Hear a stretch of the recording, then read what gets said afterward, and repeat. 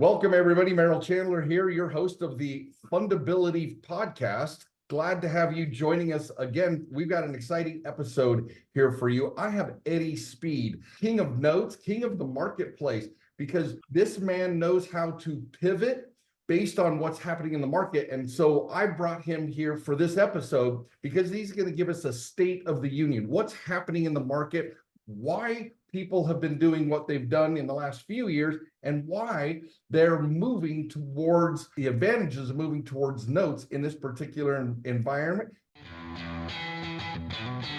In the constantly changing world of fundability, the big question is this: how are entrepreneurs and real estate investors like us, ones who want to grow our businesses and who are tired of paying for really expensive alternative lending, how do we tap into the most inexpensive money available and do it without the hassle of typical borrowing? That is the question, and this podcast will give you the answers. Welcome to the Get Fundable podcast with your host, Merrill Chandler. Eddie, welcome. Glad to have you on my podcast. How are you, Merrill? Thank you very much. I'm doing great. We've known each other now in the 7-8 years. It's been a minute. We've been doing this together, and I've had the pleasure of being on his stage in some wonderful events for his groups. And nobody knows this market as well as this man. So, Eddie, some people like to read a paragraph of an introduction or whatever. I want you to tell my community who you are and kind of how you got to be the doctor that has the pulse on what's happening in the real estate investment sector. Well, I would say that I'm a specialist. I won't know that I know everything about real estate known to man. I started buying real estate notes in 1980, right? I've closed over 50,000 real estate notes. And so this is my 6th real estate cycle, right? So I wouldn't tell you that I'm smart, but I am seasoned, right? And I couldn't be smart because I couldn't make as many mistakes as I've made and be smart. But sometimes the lessons we learn the hard way are the ones that we own better than the ones that we accidentally just missed the bullet, right? Right. And the other thing is, I've had a training business. And so I train a lot of people about things in the market. And we spend a lot of time scraping data, right? We spend, I'm going to say 10 to 20 hours per week reading everything from where commercial real estate is going to residential, to mortgage rates, to the inflationary factors, what the Fed's going to do, what the bond market's doing related to mortgage rates and stuff. So we have a lot of focus and energy about trying to know that we have the right answer. Weather forecast, read the market, read the forecast ahead of us. Very good. So given that, and I do, by the way, I'm wildly in favor, because I do similarly with my community. I've called myself the crash test dummy, right? Yeah. But not where we're just throwing a car against a brick wall to see where the impact points are. It's an intelligent, capable way of analyzing what's happening and making the best choices. And when we fail, those are lessons that we can then train our communities not to make, because we did it ourselves. And so I know that you have great expertise and seasoning. So what would you say has been the big trend from in the past few years? What have people been doing, or where's kind of the popular real estate investing strategies, and where are they going and why? Right? Where would we come from and where are we headed? But why are we headed in that direction?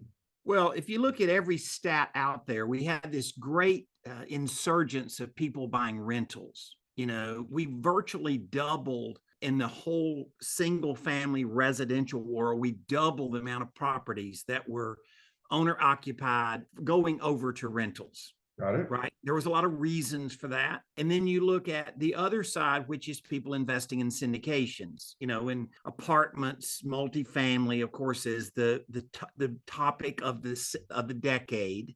Not that people don't invest in other syndications of other commercial asset classes, storage being and usually people in our audience, storage being the second biggest. And so all of those factors were really a trend in the market, and they were because of market timing, right? We saw historic low rates. So money was free, so to speak. As a, yep, Right? as a word. And we saw an escalation in rents. And so people say, why wouldn't you do this? You got giveaway money and increase in rents, right? So a lot of people race to that market. Right. Like at a rate like we've not seen. Well, I've been doing this is my 43rd year in the business at a rate like I've not seen in the past, right? And so, but here's what happens, okay? Because this is a long history and I've lived through high rate cycles, I've lived through economic cycles, and I have to look at like what that does to financing, cost of financing, availability of financing, right? And so I have to look at that and then kind of read that before we get clobbered, right? Right. I have to know that the train's coming down the track before it hits me in the nose, right? And so when we saw inflation, we instantly understood that we're naturally going to have a pretty drastic increase in rates, right? That's kind of, call that Captain Obvious. Yeah, right. I don't know why some people didn't know this, but they didn't. Yeah, an influx of capital to that rates, degree. Yeah. Yeah, we saw an increase in rates, an increase in inflation. We're going to see an increase in rates. So we call that literally in the fall, early fall, late summer of 21. Right. And sure enough, by the time 22 came along, we started seeing rates and people like, oh my God, you know, and all this kind of stuff. Why didn't you know this was coming? Right. Yeah, like, and so, and if it's not what you do all day, every day, if I were, you know, if you're a busy 9 to 5 or you're whatever, I don't know what you do every day, right? I only know that this is our specialization. And because we have a lot of people that we're accountable to and responsible to, we feel like we have to kind of know that. So that was the obvious. But here's what happened. Generally nationwide, and there's micro markets that this is a little bit different, but this math is pretty much going to be true in any market that we live in here in the United States. Right. We did have an increase in rents, right? Sometimes as low as 20%, sometimes as high as 35%. But what we had a higher increase of is real estate values and expenses. So expenses outpaced increase in rents. Got it. And the cost of a property meant that you had to pay more for it, financing at a high rate with a higher percentage of the rents go into expenses. Okay. Oh, you mean my calculator won't work the same? And that's just as true in multifamily as it is true in single family. So everybody said, oh, what you do in inflation is you invest in rentals. And I said back then, not anything I've ever experienced, but you know how Facebook is. You can, you know, nobody, if it's on Facebook, it's got to be true. And just because you say you're an expert, you got to be right. Right. So I saw a lot of armchair quarterbacks reading the market, and I'm going, that's not how it's going to work. I'm pretty sure. But we had to sit tight a little bit. We had to let that thing play out. Now, all of a sudden, people are coming to us saying, what is the alternative to the normal alternative investments of rental properties and multifamily? What is the next alternative? Because that math isn't working good. Right. The margins have shrunk. Yes. Yeah. If you're investing in the syndication, a guy might say, oh, it's working great. Oh, really? Have you read the mid-year multifamily report from Fannie and Freddie? Have you read the TREP report? Right. The experts that the real, you know, placeholders that are in the game are looking at, everybody's looking at the same thing. And it's inflation affected rates, and it also affected expenses. And yes, it affected the income, but it didn't affect the income to the level of it affected the expenses and the rates. Right. Smaller Makes margins. sense? Yep. Smaller margins. Okay. So when do people invest in notes? People invest in notes when they're trying to increase their cash flow and have a true inflationary investment strategy. Okay. Explain that I'm way your junior when it comes to the math here. And for those that are unaware in my community, please, will you walk us through that? Simple example. Take a rent house. Yeah, you know who John Burns is, very renowned real estate economist. Like his client list is literally on the residential side, anybody you've ever heard of, right? And he spoke at a lot of big masterminds that I've been involved in. And he's just a very regarded guy in the industry, right? Fannie Mae, Freddie Mac, FDIC, anybody, like he's on their client. They use him as an advisor, right? And giving them data and giving them market trends. So he came out this past summer, and he says, well, I mean, if you're in a starter home, your mortgage payment is $1,000 more than you pay for rent on the exact same house.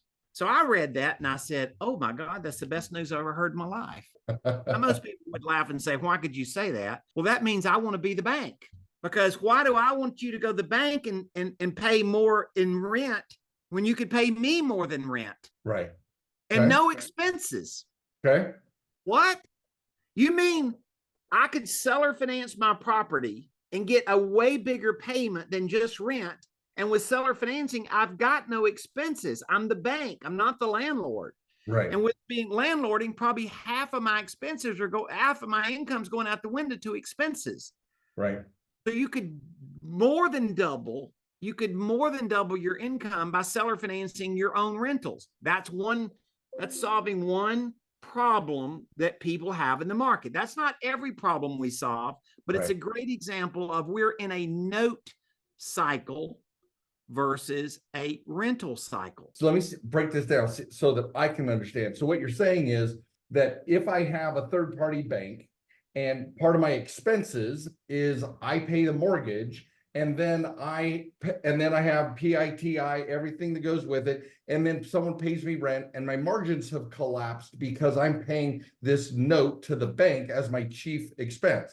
But if I buy a note, if I am the bank, then the largest expense in the entire formula, I don't have to pay because I've already owned that note. And we'll get to this in a minute, but I bought that at a discount because people are trying to move those particular notes, correct? Well, in this example, you are simply choosing to be the bank versus a landlord.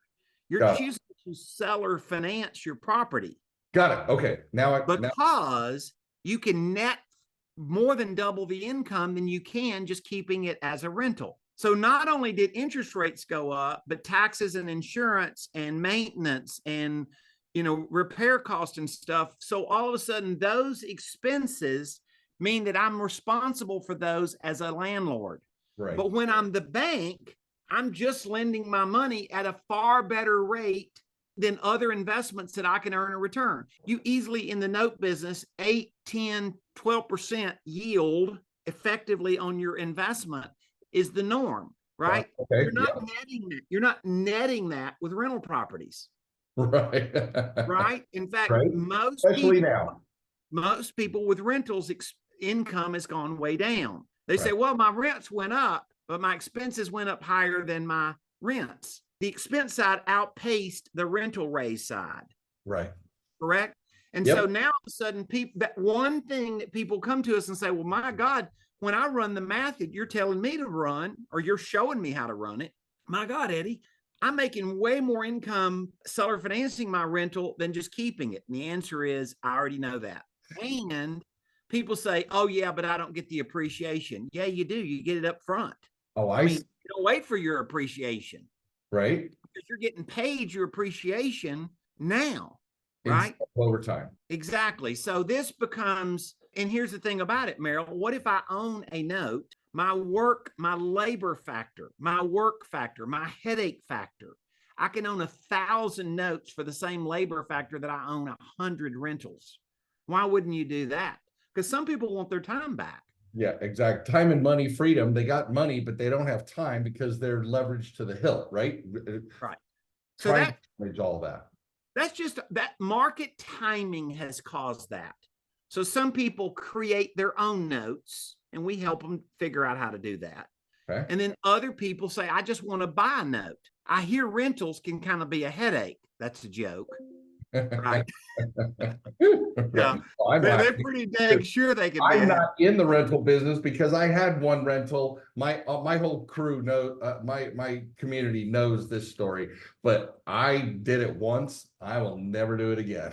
Never Well, do it again. some people have a tolerance for the investment, and some people don't have as high a tolerance. I'm Yeah. not saying everybody in your audience is exactly the same, because there's going to be somebody listening that says, I like my rentals. I like dealing with tenants. Like, Yep. I'm not kidding. Some people actually say that. It's Yeah. not a high percentage shot. Godspeed. I'll let them. I'm just not one of them. But a lot of people don't have a tolerance for it, or they just don't want to take the time for it. So then they say, well, I want to learn how to invest in notes. Now, let's go back to the market.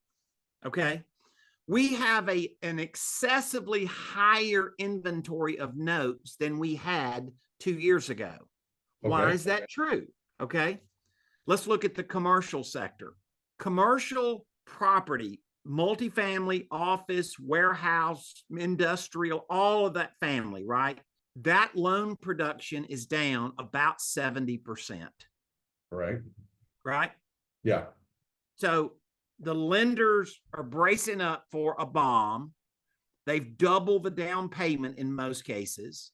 They've doubled or tripled the net income they want to see their borrowers have after they've paid all their expenses, called the debt service coverage ratio. Right. Right. So all of that math says the lenders are bracing up for a bomb. Now, I know that there's people on Facebook acting like there's no problem out there.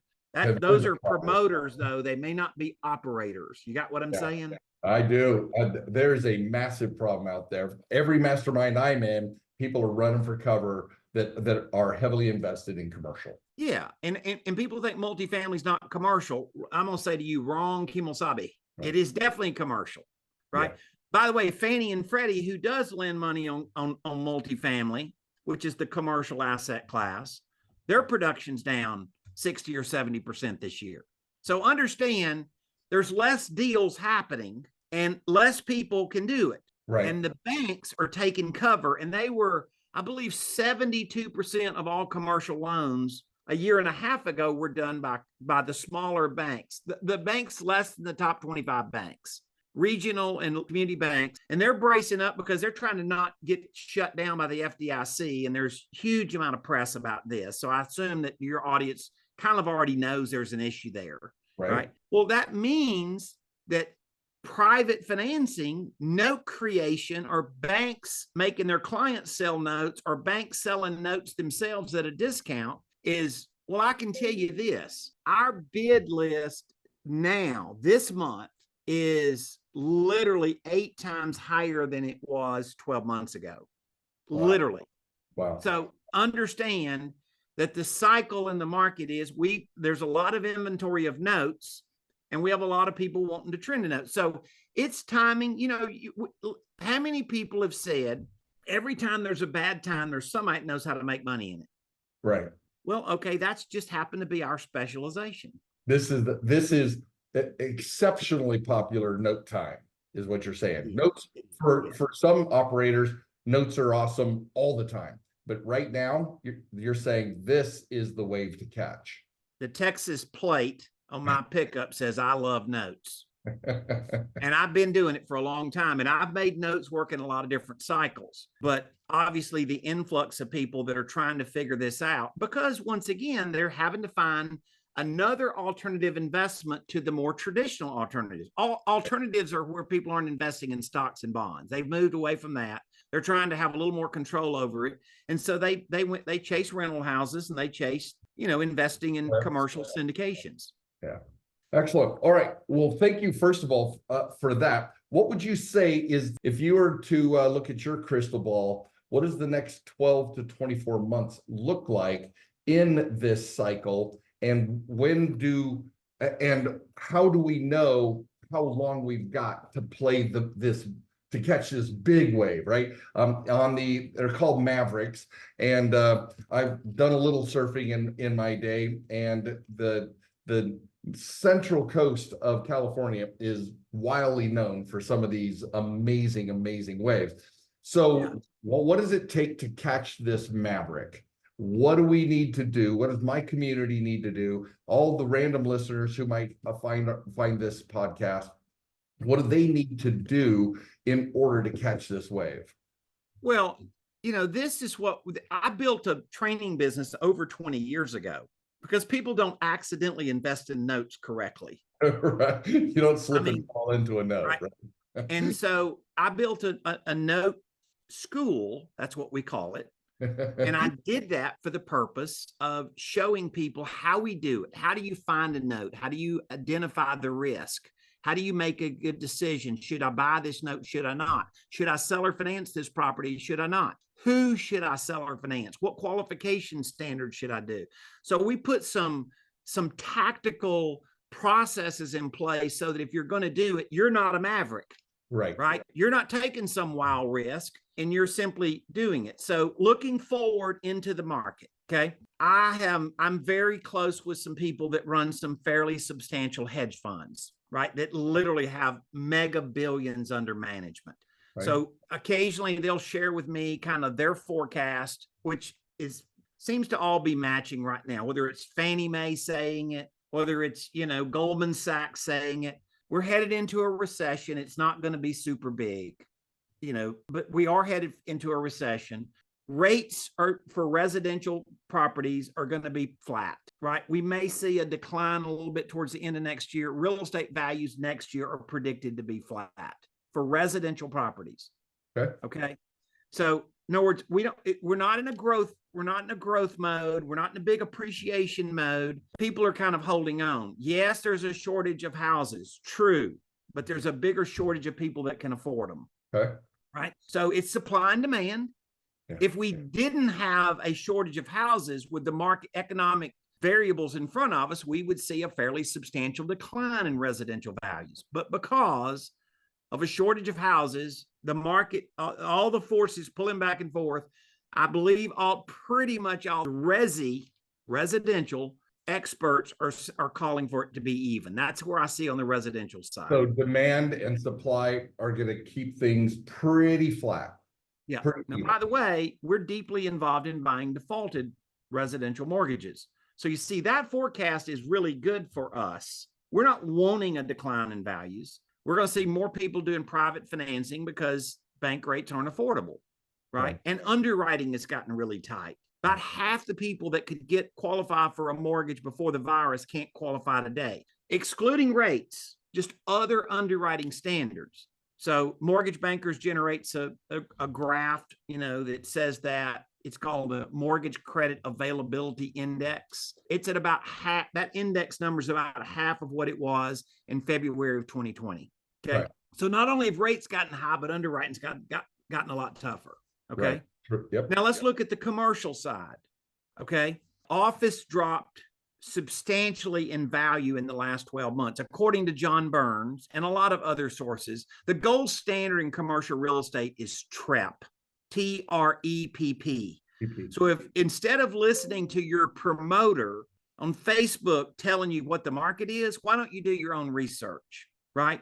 The TREP report, yeah. The TREP report is considered to be the gold standard. So commercial office dropped the most. And when people say, oh yeah, I know that office has a problem, let's call that Captain Obvious, right? I think everybody knows that's an issue. It dropped about 35% in the last 12 months. Just so you know, one of our strategies for our community is the most fundable business address is a brick and mortar office address. And so one of our strategies is going out and getting subleases for some of these terrified professional firms who can make a little money just by having a little office there that we can use for our funding. Make sure they're making enough profit, though, to pay the expenses of the building. Yeah. That's an underwriting risk. Excellent. Make sure they have enough money to pay the utilities and the yard and the maintenance and stuff. Oh, so let's look at multifamily. I'm saying we're going in and sending people in to just sublease pieces so that these guys have enough revenue to so that the lessee has more revenue. They're willing to get up 200 square feet of an office to our people so we can be more fundable, but they get some cash flow because they're getting killed. That's a great idea. All right, so let's look at multifamily. Okay. This time last year, I was at some masterminds and I hurt some people's feelings, Merrill. Some people that you probably know because they're friends of ours. Yeah. And they were multifamily. And I said, guys, the hockey stick, the hockey stick thing, it ain't going in that direction. And they got, oh no, you don't know what you're talking about. You're just being a pessimist. You're just an old gray-headed guy and blah, blah, blah. It's gone down 17% in the last 12 months, according to John Burns and other real estate forecasters and analysis. Right. Statistics say they've dropped 17%. That drop is not over. There's nothing that would say it's over. There's 1 million multifamily units under construction at the moment. That's according to the St. Louis Fed. Okay. So data screws up a story. You know what I'm saying? Well, it's I mean, highly interpretable by what story somebody wants to use the data for. So we see a big opportunity with that. At the moment, we've hit the pause button. We're not playing yet because I don't think the knife is dropped where it's going to drop, but we will play in it. I've played in every distressed market that I've been in since 1980. So believe me, we will play in it. It's just not time yet. What we are seeing, though, is a lot of people shifting their investing from those asset classes, coming to us saying, now what do we do? Right. So we're seeing a lot of people with capital come into our world because of those variables. And Merrill, I'm going to take a gamble. I'm probably hurting one of your listeners' feelings right now because I'm not calling for it. It's over and the little bomb happened, but it's all going to be great again. Because that's what a lot of people are saying. But I'm telling you, I don't see the experts saying that. And when it comes to the bank underwriting side of this, because unless no transaction occur unless somebody qualifies, and I'm watching constriction in that marketplace, and if somebody isn't a bullseye, what we call a bullseye borrower, if they're out here on the rings, they're not getting qualified, which is dropping demand or dropping the transactions, the number of so I'm seeing myself from the bank side what you're saying right now. I don't think it's done, and it will constrict further, which will reduce the number of approvals, etc. It's back to this. You can make a lot of money in a tough market if you get on the other side of the market. You can't go just because something worked in the past. You know, you use the easiest thing in the world is a sports analogy, right? How come whoever won the Super Bowl 2 years ago didn't win the Super Bowl last year and didn't win the Super Bowl the next year, right? Right. Because now they have free agency and those great players move around and somebody else then brings in all these great players and or some coach leaves, or like circumstances change and not everything is going to be the same. And so somehow we thought in the rental property business, we somehow thought, Merrill, nothing could change. That's the only thing that never changes is change. Isn't that the truth? Always. Okay, I'm loving this. So tell me then, for my tribe, how do they get a leg up? Where can they go to get to know you better, to get to know more about this? Because our 30 minutes, 40-minute podcast is only going to wet their whistle, right? So where can they go to find out more about this and how to see what possibilities exist for them to explore this further? Well, Merrill, we put together a master class, and we wanted two things in this master class. We wanted some books. We wanted some charts, some Excel charts and things people could use. We wanted some flow charts. We wanted good materials. And then we felt like we needed to teach people more about what a real deal looks like. Okay. Right. And so we put together a master class that has those things. We answer a lot of questions, like audience questions, like right now. Like while they're asking them, we're going through and answering a lot of questions, because if we don't overcome the monster in their head, they can't see the opportunity. Right. And secondly, people want information. They want data. Yeah. And so this is a very timely levels of documentation that we're giving people. And then we're explaining this is what a deal looks like. This is normal in the note space. And we're going to talk about both about buying notes that are paying, and then we're also going to talk buying notes that aren't paying. We're going to buy, there's 2 million residential mortgages in default today. Got it. You know what the average delinquency is on a loan that's in foreclosure? The average days delinquent, and this is according to Black Knight, the average days delinquent on loans that are in foreclosure right now is in excess of 1,000 days. So we're talking 3 years. Yes, sir. Okay. Okay, Alright. so That's we're going to talk about that. We're going to give people what our normal looks like. If you're kind of are intrigued by what we've said today, I'm fairly sure you'll be intrigued by this masterclass, right? And how long is the masterclass so they can budget? A couple hours. It's a couple Couple hours. We normally sell it. You and I go way back. We Yeah. wanted to put some materials together, so that people we weren't just talking heads up there talking. We wanted to put some materials together. We wanted to put some things to give them like some tangibles that they could leave there with and study later. And then we go through and, talk about, why this is an advantage at the moment. Okay. And let's look at a deal. Okay. Let's look at the transaction itself. Let's look at a note deal and let's look at how it works and how this math is so unbelievably good in favor of what we're doing right now, which is notes. And I would say virtually everybody that sees this, when they leave there, they're like, oh, bam, I totally see it. Nice.